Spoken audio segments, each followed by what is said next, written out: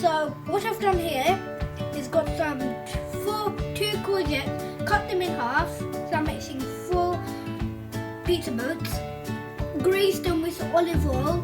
Now we're going to put them in the oven. Next, put it in the oven, and then I'm going to put it for 10 minutes. You should always ask grown up to do it, so my mum's going to come in and help me. It came out of the oven. I've put tomatoes, peppers, and some cheese, and then we put it in the oven for 8 minutes. Right, it's come out of the oven. Cheesy and tomatoey and pepper and courgette.